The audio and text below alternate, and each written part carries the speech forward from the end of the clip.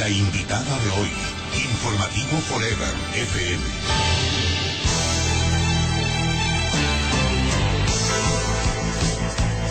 Son las 8 de la mañana, 7 minutos. Vamos a conversar el día de hoy con la abogada Marena Briones, especialista en argumentación jurídica, pero también editorialista del diario Hoy, quien participó en el foro de la Universidad Casa Grande sobre la Ley de Comunicación.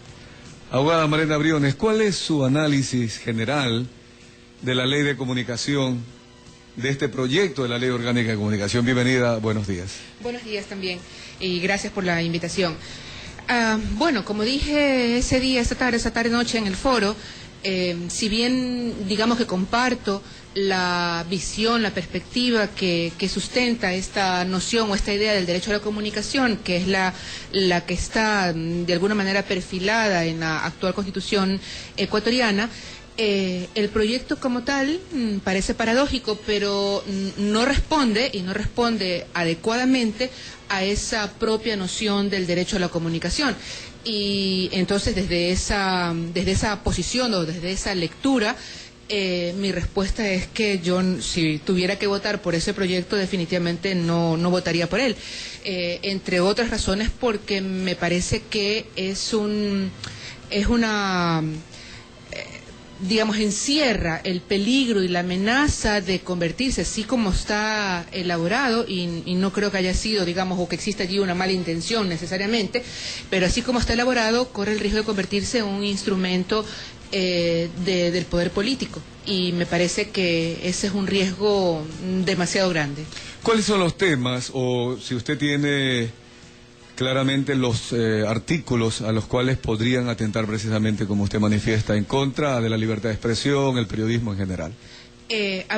Bueno, no recuerdo exactamente la numeración de los artículos, pero además que esto es una cuestión no solamente de que algún artículo en particular o una norma en particular abra esa posibilidad, sino incluso de digamos, lo que todo el proyecto en su conjunto permite elaborar o extraer. Pero sí puedo referirme específicamente, por ejemplo, a dos situaciones normativas que pueden ilustrar lo que quiero decir. La una tiene que ver con cómo se conforma el consejo que se denomina en el proyecto Consejo de Regulación y Desarrollo de la Comunicación, que en definitiva es un ente estrictamente estatal. Ni siquiera me voy a referir a quienes lo integran o a quienes designan a los 5 miembros que en el proyecto deberían integrar ese Consejo de Regulación, sino al hecho más evidente y más simple de que se trata de una entidad estatal, y que sus miembros, independientemente de cómo sean elegidos o de quién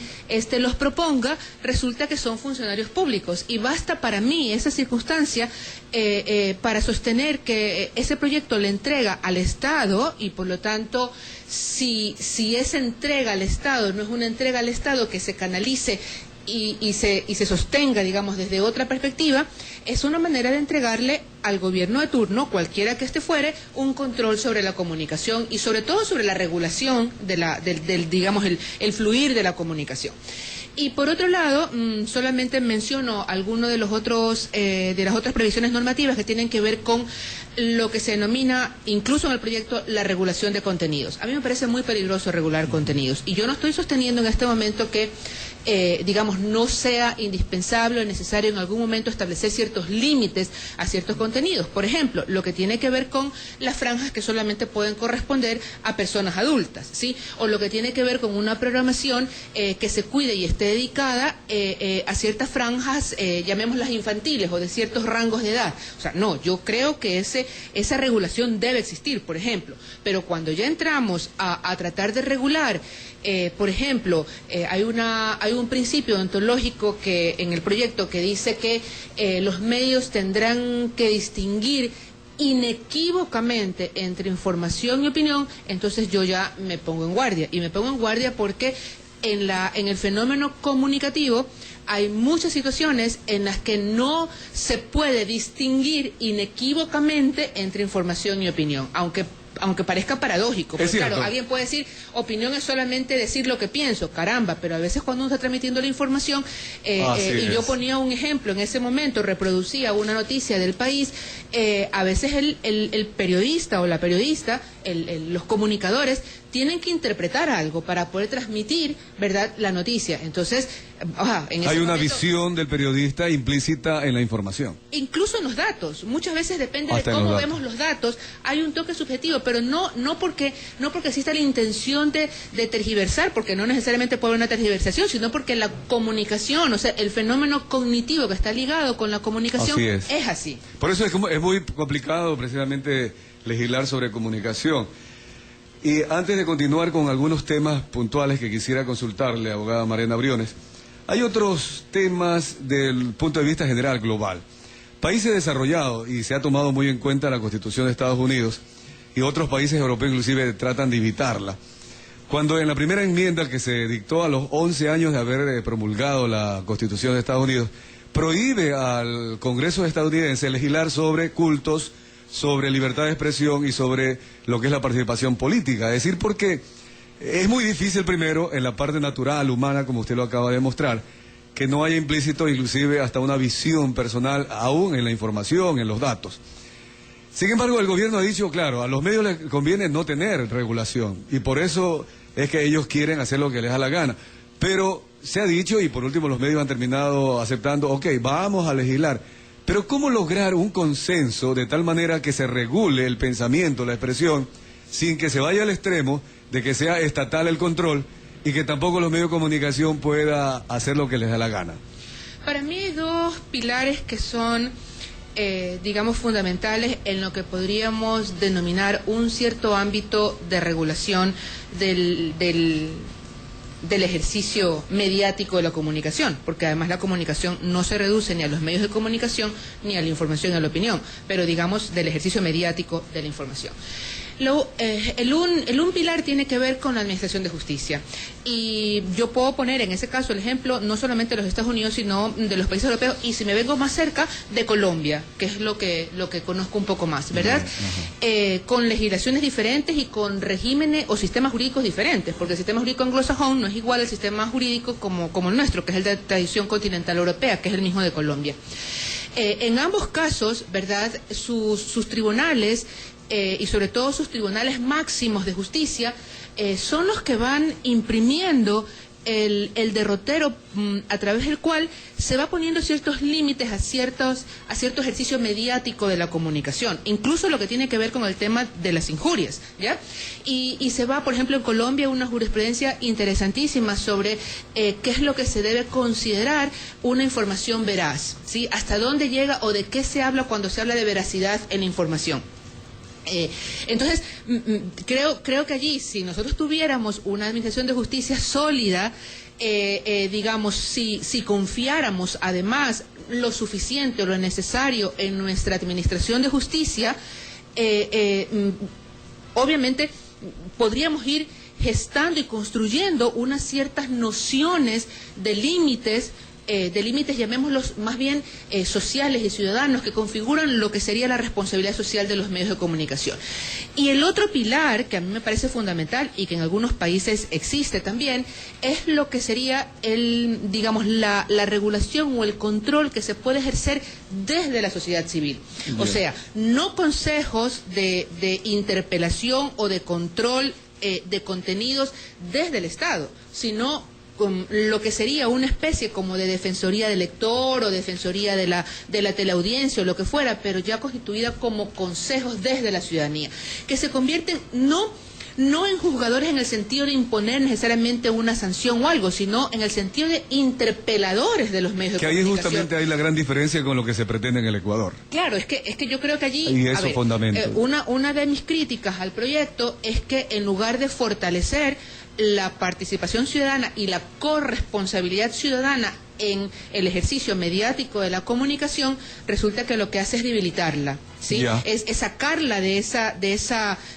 posibilidad de ser un interpelante y dejar todo eso en manos del Estado. Hay un tema que, ya entrando en la parte específica, abogada Mariana Briones, artículo 19, dice: prohibición de censura previa por autoridades o funcionarios públicos. El artículo 20, protección contra la censura previa de los medios de comunicación. Es decir, que aquí obliga a que los directores de medios de comunicación no impidan que un periodista escriba, obviamente a favor, en contra de cualquier decisión pública. Pero en cambio el artículo 21 dice responsabilidad ulterior y habla de la obligación que tiene toda persona de asumir las consecuencias administrativas. Y también habla en el artículo 22 responsabilidad ulterior de los medios de comunicación si es que han permitido decir algo a favor o en contra de una decisión política. ¿No le parece que esto también es parte de una ley mal redactada, con incongruencias, que por una parte dice el medio no puede prohibirle al periodista y por otra parte dice que si el periodista haya ofendido, tiene también responsabilidad solidaria? Sí, lo que pasa, a ver, yo sí creo que hay ciertas inconsistencias en el proyecto. No sé si es el resultado, entiendo que este proyecto es mejor que los que, digamos, había leído antes, ¿verdad? Ha ido mejorando según, yo no había leído ninguno, este es el primero que leo, soy sincera en ese sentido, pero creo que ha habido, me da la impresión de que ha habido por un lado un cierto apuro en la concepción, ¿verdad?, y en la redacción del proyecto, y por otro lado creo que también es el resultado de una amalgama de puntos de vista que no necesariamente responden a una organización coherente, ni responden también a lo que se conoce, digamos, doctrinariamente como técnica legislativa. Entonces, de hecho, ¿verdad?, habría que establecer bien de qué se habla cuando por un lado se está garantizando que no exista censura previa y por otro lado, de alguna manera, cuando se establecen esos tipos de responsabilidades solidarias, llamémoslo así, como las llama el artículo, ¿verdad?, está imponiendo, digamos, en la subjetividad de alguien una suerte de censura. Porque si yo voy a tener que responder por lo que dice otra persona, entonces lo que yo voy a hacer es censurar a la otra persona, porque no quiero responder por eso, en principio, ¿verdad? Yo vuelvo a lo que dije antes, es decir, yo creo que hay cosas, la realidad, como alguna vez, o alguien creo que lo dijo, la realidad supera la ficción. Cuando queremos atrapar ciertos ámbitos de la realidad en enunciados normativos y esos ámbitos de la realidad escapan a la posibilidad de que los enunciados normativos realmente logren establecer esos límites, yo creo que más bien lo que hacemos es obtener el efecto contrario, ¿sí? Es abrir las puertas a dejar afuera, ¿verdad?, una serie de posibilidades que enriquecerían, digamos, la comunicación y enriquecerían la perspectiva y el debate, porque la libertad de expresión tiene un fundamento, entre otras razones, en una cuestión de construcción de democracia y de deliberación. ¿Qué se supone que hay atrás del derecho a la libertad de expresión? La posibilidad de todos los seres humanos de poder construir en conjunto la sociedad a la que pertenecemos y de construirla democráticamente. Es decir, cuando una noción del derecho a la comunicación reclama la democratización de la comunicación, lo que está diciendo es todas las personas, independientemente de la posición social, de la posición económica, de la etnia, de la edad, de la filiación política, de la convicción religiosa, de las opciones sexuales, lo que fuera, ¿verdad?, tiene derecho a ser sujeto y co-constructor de esa sociedad y por lo tanto tiene derecho a expresarse, tiene derecho a tener voz y a decir lo que piensa. Entonces, para mí, digamos, mi defensa de la libertad de expresión radica fundamentalmente en eso y en el hecho de que es en la comunicación en que los seres humanos vamos construyéndonos individual y socialmente. Y cuando digo es en la comunicación, lo que quiero decir es en la posibilidad de intercambiar desde nuestras subjetividades lo que apreciamos del mundo. Sí, que no es tan fácil unificar. Y que lo que no se trata de unificación. Y lo que a veces, al parecer, cierta tendencia totalitaria trata de que exista una sola verdad. Sí, eso es imposible.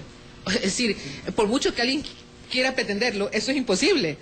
Pero lo han pretendido de hecho, y han caído lastimosamente. De hecho, o sea, esta idea. Ahora, también pongámonos también, digamos, aceptemos lo otro, que es hay un pensamiento, a mí no me gusta mucho repetir esta palabra que voy a utilizar en este momento porque tiene tal carga, pero hay un pensamiento hegemónico, hay una forma de ver el mundo hegemónica, predominante, ¿verdad?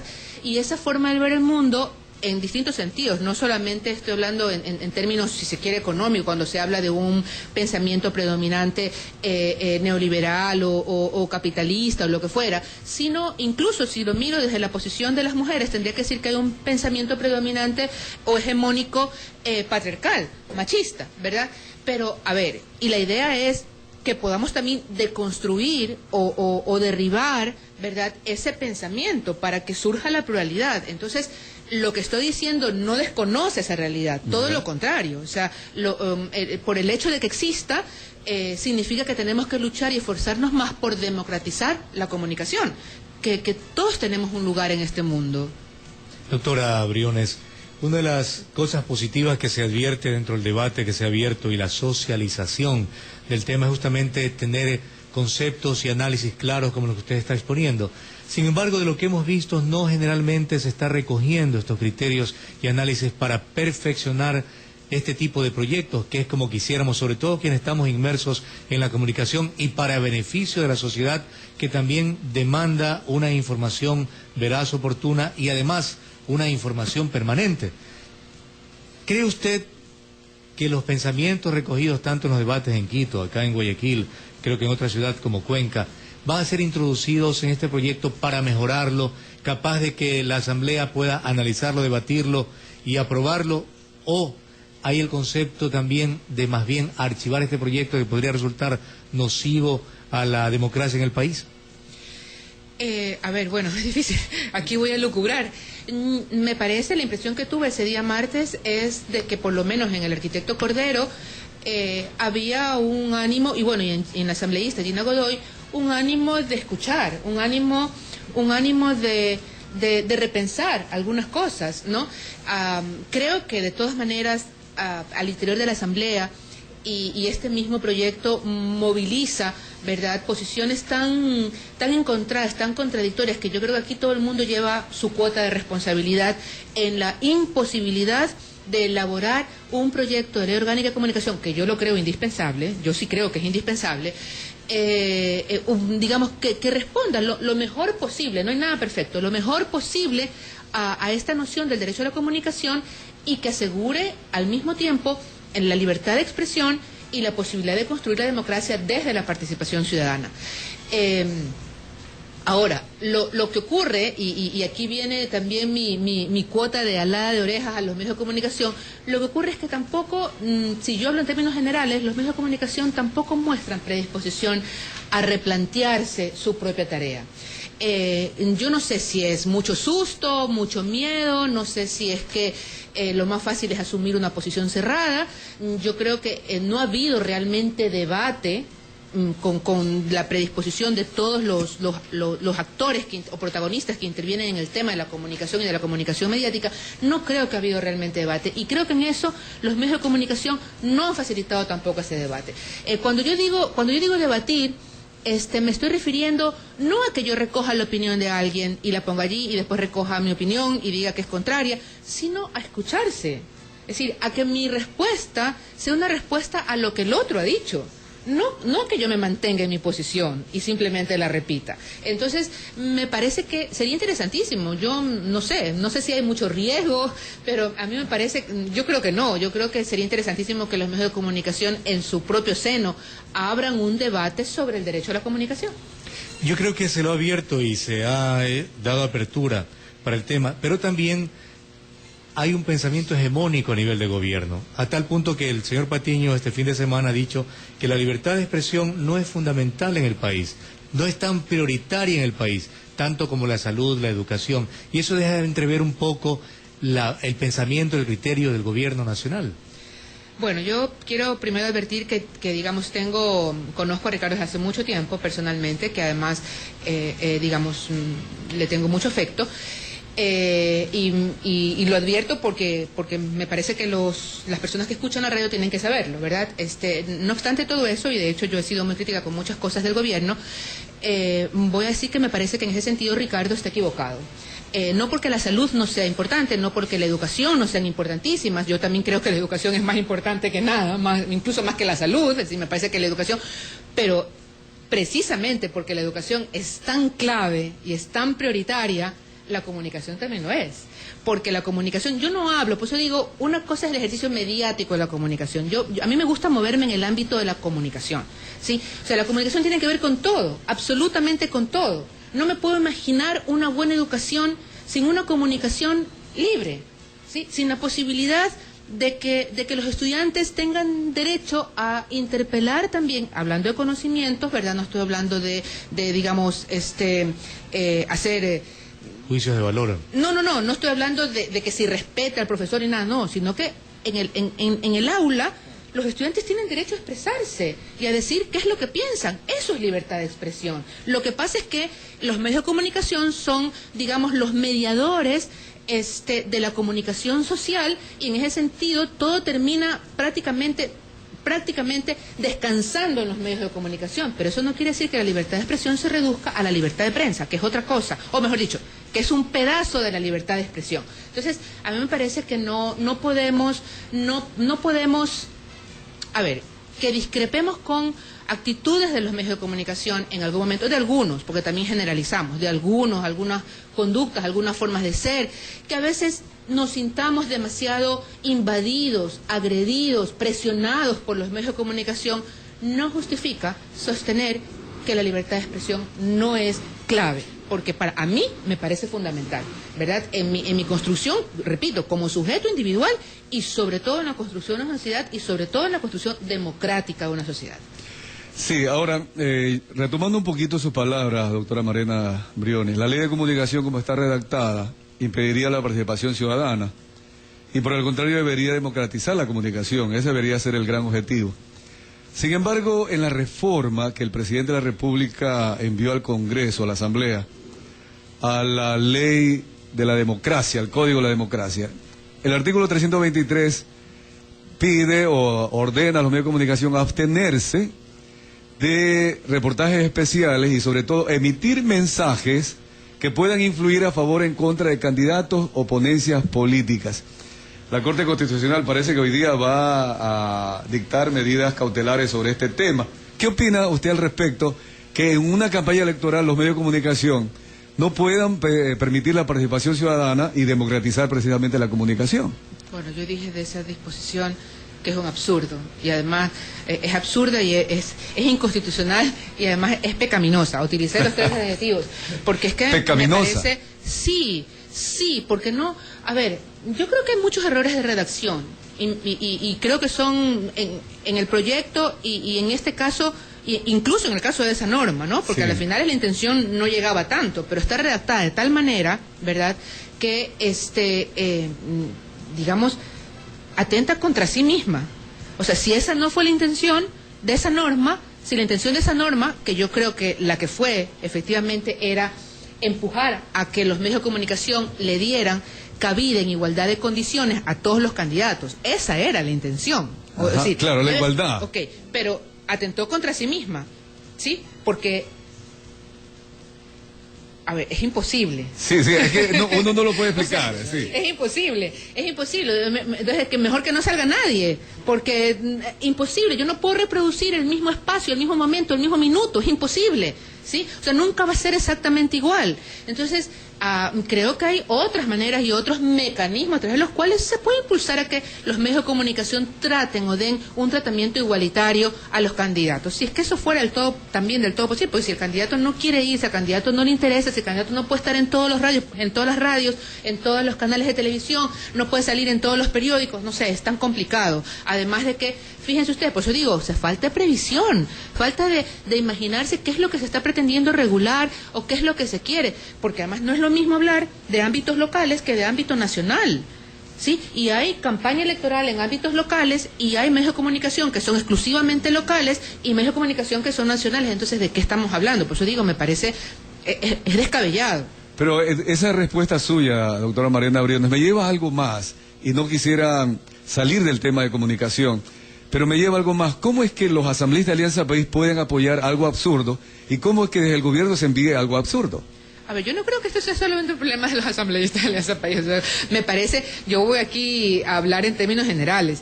En términos generales también, en el Ecuador, las leyes son bastante mal redactadas. En general, dices. En general, o sea, creo que es un problema que tenemos. No creo que aquí haya, digamos, una escuela de técnica legislativa y además de cuidado en la redacción. En la redacción y en la concepción, digamos, de las cosas. Creo que es un problema bastante general, en algunos casos como problema, y en otros casos yo creo y no descarto, y por favor, no me estoy refiriendo a los asambleístas de Alianza País, me estoy refiriendo a todos quienes hayan sido legisladores, tal vez con excepciones, más bien dentro de digamos, el ente legislativo, y es que a veces también creo yo que con intención se redacta de una determinada manera, y se dejan abiertos, porque hay cosas que me parecen, digo, bueno, esto aquí, uno los lee y dice, ¿qué pasó? ¿Sí? O sea, no puede ser. Y yo creo que a veces se deslizan cosas en la legislación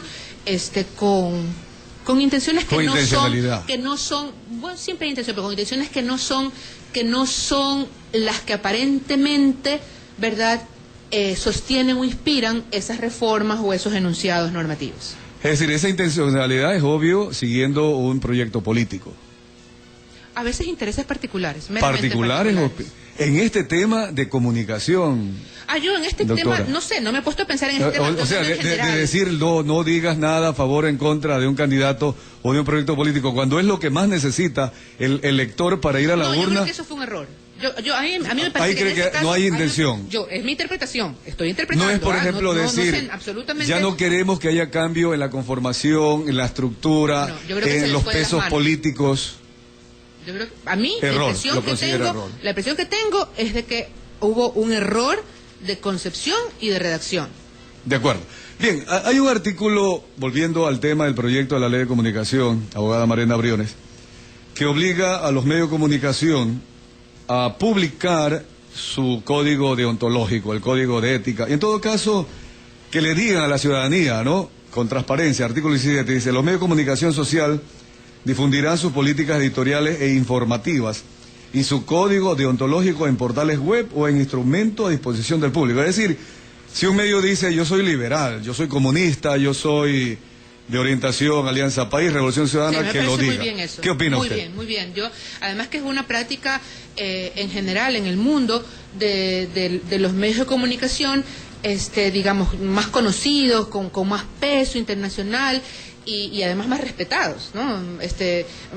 Yo soy una lectora bastante frecuente del País, y uno entra a la página web del País y usted encuentra explícita su línea editorial, y ahí está su manual de estilo o su hasta donde yo conozco Diario Hoy también tiene en la página web su manual de estilo. Me imagino que el Comercio también, la verdad es que no me he fijado cuando he entrado allí, me imagino que el Universo también, de lo que sería prensa, de todo. Eso es bueno, pero además es bueno, y eso demuestra ¿qué? Demuestra que el problema no es que un medio de comunicación asuma una línea política, en este caso, si fuera así. El punto es que sea explícita. El punto es no engañar. Y no al es público. Prohibido, desde otro punto de vista, que alguien deba expresar, por ejemplo, la Constitución habla del derecho a la intimidad, expresar sus intenciones políticas. ¿Esto cómo va a conjugarse?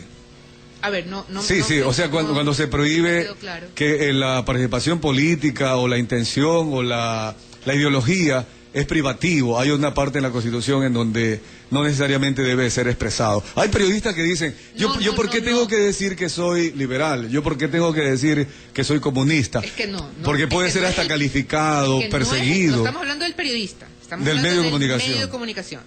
¿Ya? Ok, entonces el periodista podría reservarse. Ahí sí, eso sí voy, digamos, creo que hay una razón, incluso, vamos otra vez, democrática y de responsabilidad social. No podemos desconocer que los medios de comunicación, en términos generales, precisamente por lo que decíamos antes y porque son los mediadores, ¿verdad?, tienen poder social, ¿ya? Ejercen un cierto tipo de influencia. No cambian el mundo, porque si no ya hubieran cambiado un montón de cosas, ¿verdad? No cambian el mundo, no cambian necesariamente la gente, hay mucha más, si se quiere, controversia, lo que fuera, mientras más medios hay y mientras más plurales son esos medios. Pero la ciudad tiene derecho a saber, porque ese es el derecho a saber de todos nosotros. Tenemos derecho a saber si un medio tiene en su línea editorial una, digamos, opción, en este caso política o lo que fuere. ¿Por qué? Porque tiene poder social. Ya. Ahora, esto me lleva, y para plantearle, doctora Marina Briones, dos temas que estamos discutiendo en estos tiempos: el caso del Universo, el caso del Gran Hermano. Se ha analizado que al interno, y aparte de estos denuncias que hay de que Juan Paredes realmente no redactó la sentencia, sino que uno de los abogados del presidente, aparte de esto, ¿cómo congeniar la ley ecuatoriana, inclusive la Constitución, que también debe respetar, dice respetar los acuerdos internacionales? Pero Juan Paredes por ahí también encontró que no necesariamente se aplica la normativa de la Comisión Interamericana de Derechos Humanos. ¿Cómo ve todo este tema referente a la defensa de la libertad de expresión, o que finalmente debe o no respetarse los acuerdos internacionales? A ver, nuestra Constitución establece obligatoriamente el respeto a todos los que son los tratados y documentos internacionales en relación con los derechos humanos. Por lo tanto, no creo que cabe sostener que podemos pasar por alto, digamos, esos convenios internacionales. Están sobre la legislación nacional. Eso es discutible, porque... Es discutible. Sí, a ver, ¿qué quiero decir? La Constitución es nuestra norma, es nuestro esqueleto, llamémoslo así. Sobre todo con toda la fuerza que ahora tienen las constituciones y que tiene la nuestra, con toda la fuerza normativa que tiene. Y lo que hace es incorporar a nuestro sistema jurídico, ¿verdad? La propia Constitución incorpora, es como que trajera esas normas o disposiciones de los tratados internacionales en derechos humanos y los incorpora, porque en términos generales nuestra Constitución no discrepa con ellos, más bien los reafirma y más bien los extiende. Entonces no habría ninguna contradicción. Yo diría que por eso no quisiera sostener que están sobre la Constitución, aunque nuestra Constitución dice que si esos tratados o documentos internacionales garantizaran mejor los derechos humanos, entonces primarían los tratados y documentos internacionales. Pero en este caso, digamos que nuestra Constitución responde bien a ellos. Entonces, yo creo que no podemos desconocerlos. La segunda cosa es que a mí me parece que en el caso, a ver, yo creo, y lo he dicho, que en el caso del Universo, se cometieron muchos errores jurídicos, y creo que ya los han dicho, han hecho los análisis, pero muchísimos errores jurídicos. Yo creo que nunca debió llegarse a las sentencias a las que se llegó, y ni siquiera me refiero a ninguna otra cosa que no sean estrictamente nociones jurídicas.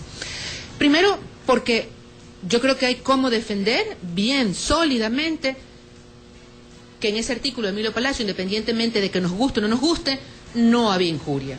Para mí era un artículo estrictamente de corte político, y en temas de corte político, ¿verdad?, aunque no le guste necesariamente a las personas, pero los funcionarios públicos tienen que soportar más de lo que tenemos que soportar el resto de los seres humanos. O sea, si alguien decide entrar al ejercicio de la política y ser un personaje público, y no solamente público en cuanto a política, sino que también podemos hablar de personas famosas en otros ámbitos que también tienen que soportar en algún momento o lidiar cierto tipo de cosas, pero es parte de, digamos, lo que tenemos que asumir. Ahora, eso no quiere decir que yo esté justificando los excesos que eventualmente pueden cometer los medios de comunicación. A veces, efectivamente, yo creo que a veces sí se exceden, ¿verdad?, transgreden ciertos límites que no deberían transgredir.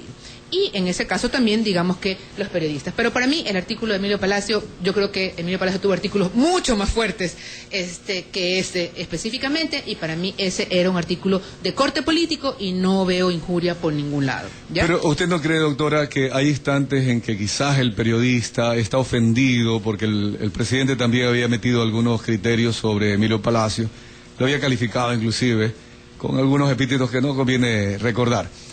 Quizás el periodista en algún instante, cuando se siente, y a usted le habrá tocado, cuando se sienta a escribir, molesta por algún tema, quizás pueda utilizar un término que en la connotación pueda ser atribuido como injuria, y que quizás hay que reemplazarlo, mejor con otro término que no permita en algún momento una mala interpretación. Yo creo que depende de los estilos, y creo que además, a ver, vamos a ver si puedo ser lo suficientemente clara con lo que voy a decir. Calificar algo que se haya dicho de injuria no es como una operación matemática, que yo pueda decir 2 más 2 es igual a 4. Tal vez haya casos en los que sea, es decir, nadie dude de que efectivamente se produjo un acto injurioso. Puede ser, ya. Pero como estamos hablando de comunicación, y no por los medios, sino porque la injuria, ¿verdad?, se produce a través del lenguaje, no hay otra forma, en principio, ¿verdad?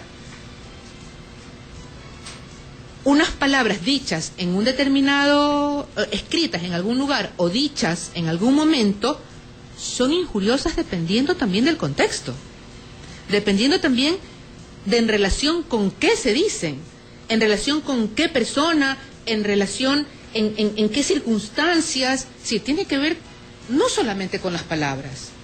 Sí, una palabra por sí sola puede no ser injuriosa, y puede ser, y sin embargo, dicha en un determinado contexto y a una determinada persona puede resultar tremendamente injuriosa, ¿sí? Una palabra o una frase. Entonces, ¿qué quiero decir con esto? Quiero decir que sí, que de repente la palabra o la frase nos puede parecer dura, grosera, pero en el contexto, y por eso dije lo que dije, para mí ese artículo es estrictamente o básicamente político. En ese contexto, en el contexto del artículo, en relación con lo que Emilio Palacio hablaba, tratándose de quien se trataba, que es un jefe, digamos, un presidente de un país y por lo tanto un personaje político, ¿verdad?, y público, para mí ese es lo que dijo Emilio Palacio, no fue injurioso. No es injurioso. ¿Ya? Y segundo, es decir, a ver, otro error. ¿De qué podemos culpar a la compañía del Universo? O sea, a ver, ahora parece... Claro, lo de la autoría coadyuvante, que es otro de los temas. Bueno, ya, en ese caso, pero además a los directivos.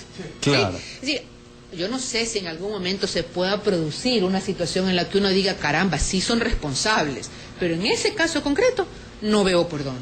Sí, me parece que hubo muchos excesos. Me parece que además mucho de lo que terminó resultando y la reacción que finalmente produjo el caso, el Gran Hermano también, pero bueno, el caso del Universo era el que más cobertura tenía, produjo como reacción internacional, también fue obra de la, como yo digo, de la acusación, porque además no puedo especificar a alguien en concreto, o sea, la acusación tiene que ver con los abogados, tiene que ver con la persona que se sintió ofendido, lo que fuera, pero es la actitud, es decir, todo lo que se va diciendo, lo que se va haciendo, cómo se va comportando alguien, cómo se reacciona, todo eso genera una percepción en los demás. ¿Podría decirse en conclusión, entonces, doctora Marina Briones, usted está en la posición de que jamás debió establecerse ese juicio? Jamás debió haberse iniciado ese juicio. Y en respecto a la ley de comunicación, no sé si Orlando tiene algo más que preguntarle, quisiera hacerle la última interrogante. Yo más bien quisiera... Tampoco el del Gran Hermano, ¿ah? Tampoco el del Gran Hermano. Más bien sobre el tema del Universo, porque también hubo la mezcla de lo personal con lo público, ¿verdad? Pero más allá de eso, el perdón, ¿usted cree en el perdón dado por el presidente de la República que va acompañado del no olvido? A ver, voy a elucubrar y voy a interpretar. A mí me parece, yo no voy a decir que no crea en el perdón del presidente de la República, porque creo que si lo dijo, ¿verdad?, y lo dio, es porque llegó al convencimiento de que tenía que hacerlo. Ahora, ¿por qué razones? Es otro cantar. Yo no estoy en el alma de nadie como para saber si en ese sentido ha nacido realmente del corazón. O si se trata de un perdón, ¿verdad?, que fue producto de una racionalización de todo lo que se había venido produciendo y de que lo mejor que se podía hacer en ese momento, ¿verdad?, la mejor decisión que se podía tomar era perdonar. Sí, es decir, yo no, pues digo, sí, yo creo que perdonó porque estaba convencido que tenía que hacerlo. Lo que no sé es por qué, ¿sí? Si fue realmente del corazón o si fue más bien, digamos, un producto racional. Ahora, yo creo, y me parece que es un poco lo que he interpretado que el Universo y los Pérez e incluso Emilio Palacio van a continuar haciendo, es seguir sosteniendo su causa más bien en el ámbito internacional. Y me parece que eso es indispensable. O sea, no creo que el perdón es una cuestión del presidente y es una cuestión de un proceso. Pero para efectos, digamos, de la libertad de expresión como tal, y yo por eso he procurado referirme muy poco al caso, ¿verdad?, específico de las personas y los protagonistas, yo creo que para efectos de la libertad de expresión y de la democracia en el país, ese proceso internacional tiene que seguir adelante y tenemos que dejar sentadas unas bases que son indispensables. Gracias. Y para concluir también agradeciéndole a la doctora Mariana Briones, ¿el proyecto de ley de comunicación debe archivarse por el bien del país? A ver, yo creo que debe existir una ley orgánica de comunicación. Yo creo que es Pero indispensable. este proyecto, como está redactado. Pero voy a decir por qué. Yo creo que aquí debería archivarse porque es muy difícil retrabajar un proyecto que ya tiene tantas, primero, tantos añadidos, ¿verdad? Ya. Es como que si estuviera hecho de retazos, más o menos. Retrabajar sobre eso demora más tiempo, exige más esfuerzo. Sí, creo que habría que recomenzar y tratar de hacerlo de la mejor manera posible. Le agradecemos mucho haber estado A con ustedes. nosotros. Esperamos tenerla más a menudo acá en este año 2012, doctora. Bueno, ok, muchísimas gracias. Muy amable, A usted. gracias. Vamos al corte comercial. La empresa X requiere